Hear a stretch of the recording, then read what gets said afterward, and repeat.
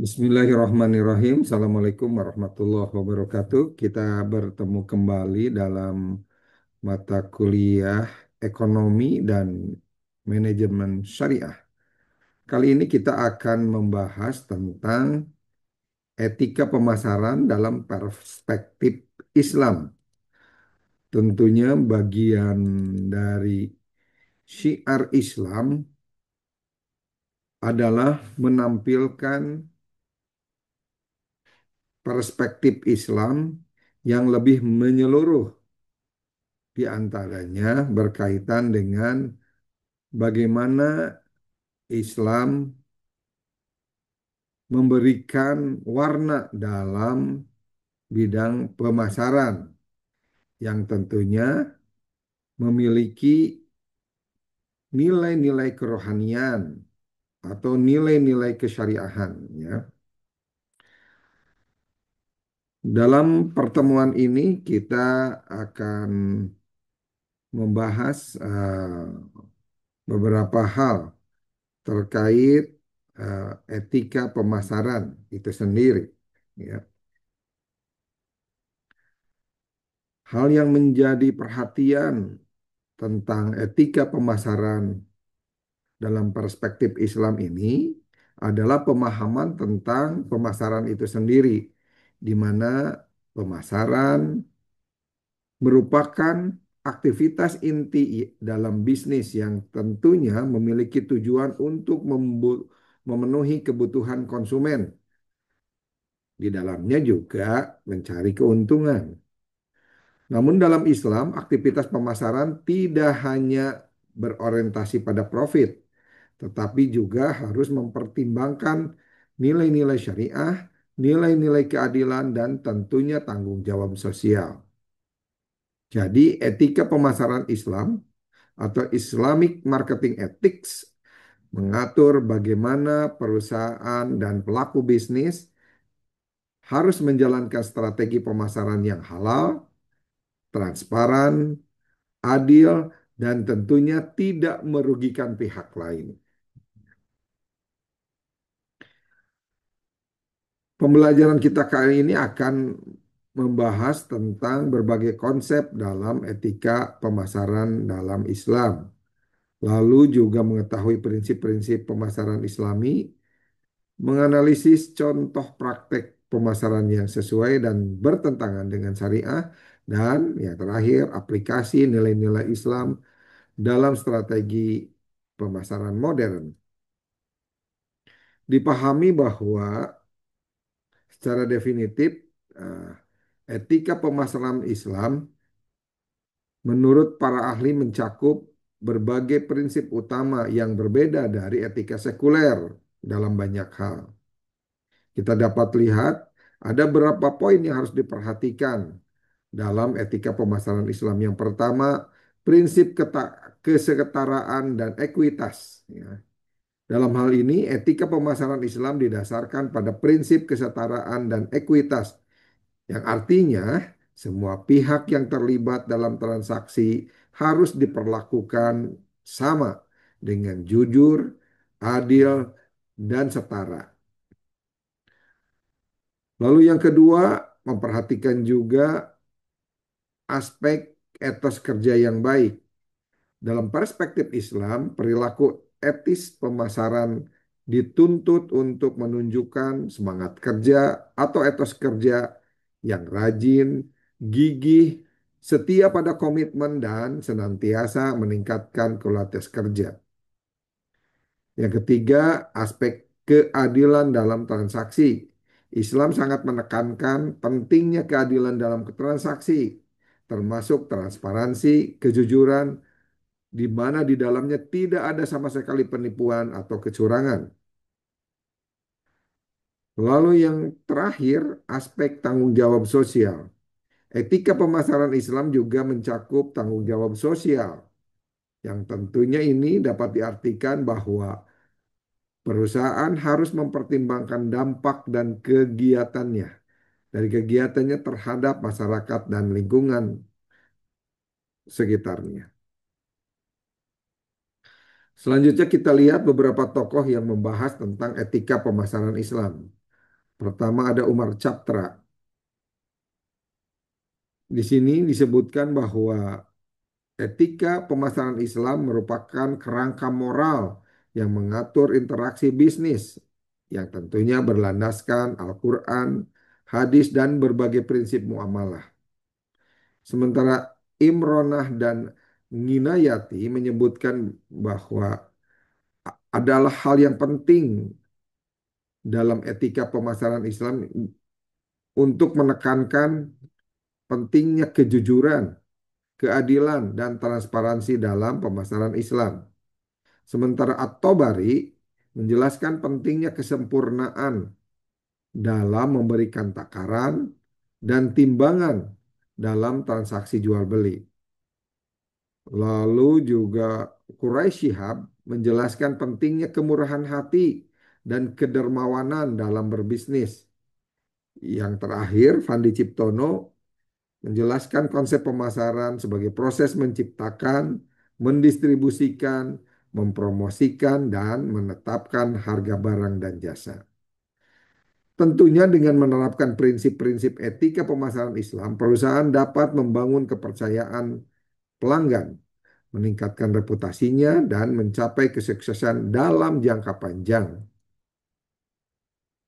Selanjutnya kita lihat landasan hukum yang memberi naungan kepada etika pemasaran Islam. Yang pertama dalam Al-Quran surat Al-Baqarah ayat 275.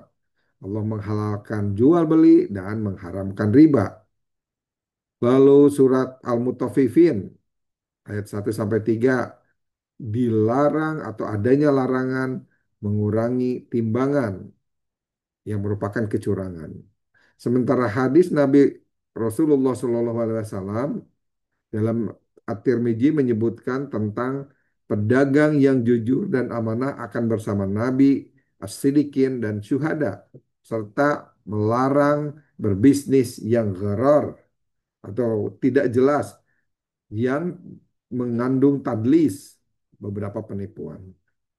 Landasan hukum lainnya adalah fatwa ulama, misalnya fatwa Dewan Syariah Nasional atau Majelis Ulama Indonesia tentang pemasaran syariah. Di sini kita lihat fatwa DSN MUI tentang pemasaran syariah mencakup beberapa aspek penting, khususnya dalam konteks pemasaran produk-produk asuransi syariah ataupun hal-hal yang berkaitan dengan aktivitas syariah, bisnis syariah. Yang pertama kita lihat fatwa nomor 139 DSN MUI 8 tahun 2021. Fatwa ini mengatur tentang pemasaran produk asuransi berdasarkan prinsip syariah. Dalam fatwa ini, DSN MUI menetapkan definisi produk asuransi syariah, jenis akadnya, dan kriteria pemasaran berdasarkan prinsip-prinsip syariah yang tentunya untuk memastikan keadilan antara perusahaan dan peserta. Yang dibahas dalam fatwa ini adalah tentang prinsip-prinsip syariah, di mana pemasaran produk asuransi syariah harus didasarkan pada prinsip-prinsip syariah, seperti bertakwa, bersikap adil, tolong-menolong, kerjasama, saling mempercayai dan terpercaya, dan kerelaan. Selain itu, harus ada larangan tentang riba, judi, dan penipuan.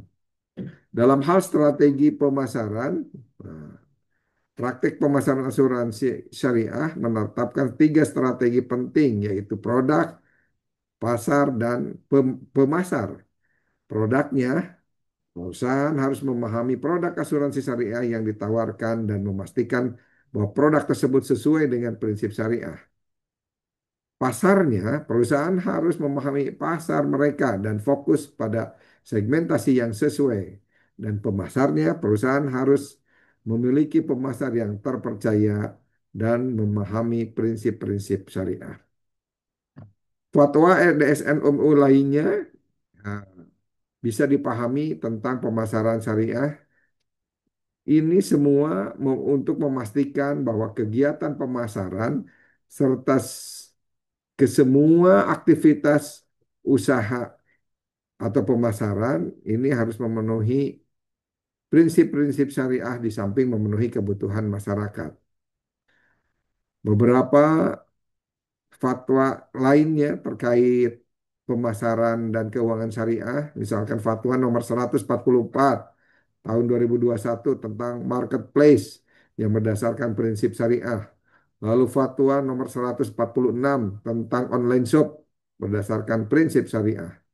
Dan fatwa nomor 140 tahun 2021 tentang penawaran efek syariah atau bursa efek syariah melalui layanan urun dana berbasis teknologi informasi berdasarkan prinsip syariah.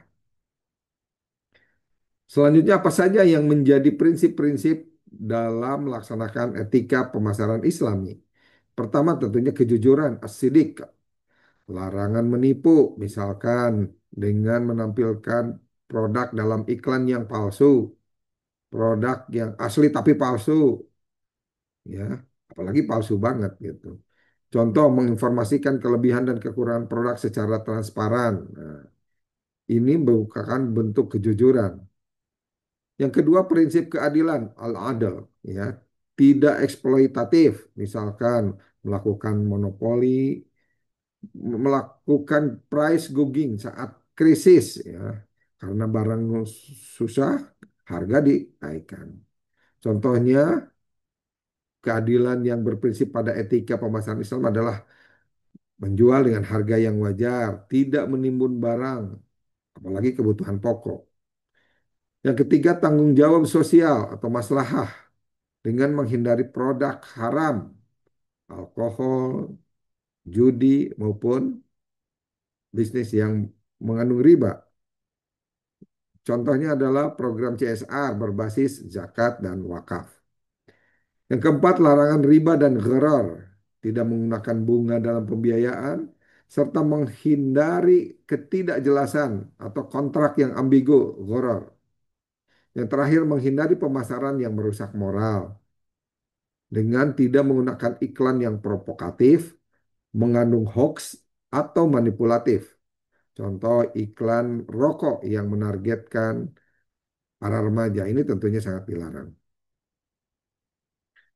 Kita lihat contoh praktek pemasaran yang islami dan yang tidak syariah. Nah, dengan ada 4 aspek ya, kita lihat aspek iklan, harga, produk, dan promosi. Dalam aspek iklan, pemasaran islami harus jujur dan tidak menyesatkan. Sementara pemasaran non-syariah penuh manipulasi dan eksploitasi kebutuhan. Dalam hal harga, pemasaran islami harus transparan dan tidak diskriminatif. Sementara pemasaran non-syariah menunjukkan adanya monopoli, harga tinggi saat permintaan naik. Untuk produk, pemasaran Islami harus jelas kehalalannya dan tentunya bermanfaat. Sementara produk yang haram merupakan pemasaran non-syariah, misalkan minuman keras atau judi online. Lalu aspek promosi tidak merendahkan kompetitor, sementara lawannya atau pemasaran non-syariah bisa saja melakukan black campaign atau fitnah. Apa saja yang menjadi tantangan pemasaran Islami di era digital? Seperti ini. Yang pertama adanya hoax dan deepfake ya. Ya, berita bohong dan berita palsu ya, sampah gitu kan. Ya, tidak berguna. Perlunya verifikasi konten agar hoax dan deepfake ini bisa dihindari. Lalu manipulasi algoritma ya, menerangkan sesuatu yang tentunya didasarkan oleh kebohongan, menghindari eksploitasi data konsumen.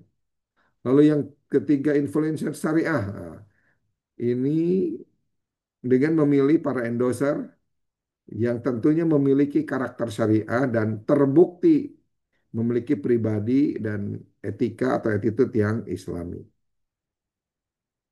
Ada beberapa studi kasus, ya, di antaranya contoh yang baik ataupun yang buruk. Yang baik contohnya brand Wardah kosmetik halal. Strateginya dengan memastikan produknya tersertifikasi halal MUI, iklannya berbasis edukasi bukan eksploitasi dan tentunya Kita lihat pelaksanaan CSR yang baik melalui berbagai program beasiswa guna meningkatkan tingkat pendidikan masyarakat.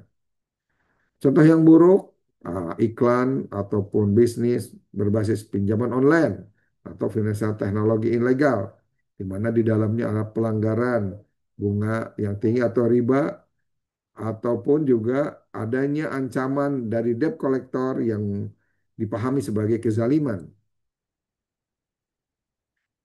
Akhirnya kita simpulkan dalam pembelajaran kali ini, di mana dipahami bahwa pemasaran dalam Islam harus berbasis nilai etika, kejujuran, dan keadilan, bukan hanya sekadar profit oriented.